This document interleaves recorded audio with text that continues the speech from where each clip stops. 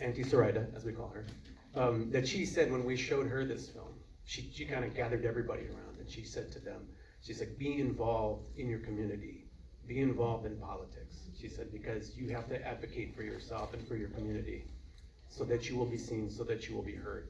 And you kind of get it from everything that was said here. Their involvement in all of those medical associations was to advocate for Filipino and foreign doctors and to make sure that they were receiving equal treatment. There was a lot of things, wonderful things that she said, that Randy said, that wasn't able to make it into the film.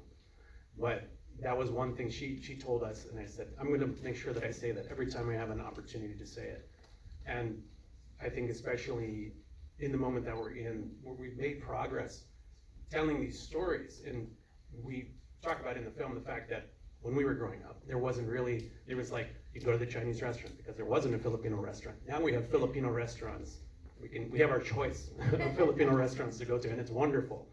And the same, it's the same with telling these stories, documenting this history, that we have to do it. There's a line in America is in the Heart by Carlos Bulosan, which is one of the most important documentations of Filipino-American history. And he said to his family members who had died, he said, I will become a writer and you will live again in my words. And we as filmmakers can bring Dr. Reynaldo Lee Lacer back to life for all of you to meet.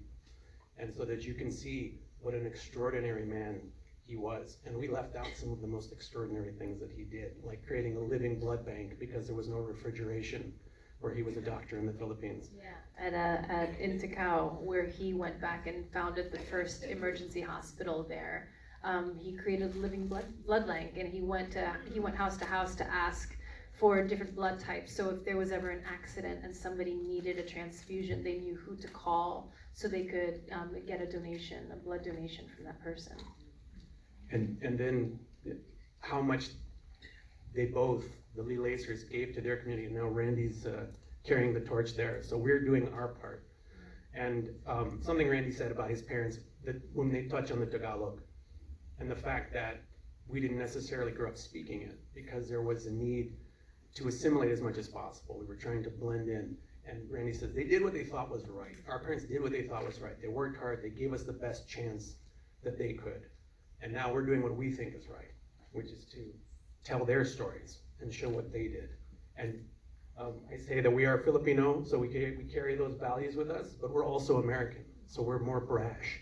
And we'll crow about our accomplishments and the accomplishments of the people that came before us. I think to expand on that same idea, there's that phrase, the pen is mightier than the sword. I think like a more modern take is film is mightier than the pen. I had a conversation with Regina probably over a year ago. We were reminiscing, we met just however many months ago, and now we're creating this film, we're in the thick of things. And she mentioned, film is power. Those who control the films and the media, they're the ones that have the power. And I remember looking back and seeing, the initial advertisements for the Mill International Film Festivals, and how they're trying to bridge the ocean and creating like a forum where Filipinos in Philippines and Filipinos here in America can come together, and we're fostering that power. We're inspiring others to develop that power. And I congratulate the organizers. You're doing an awesome job. Thank you for including us as part of this.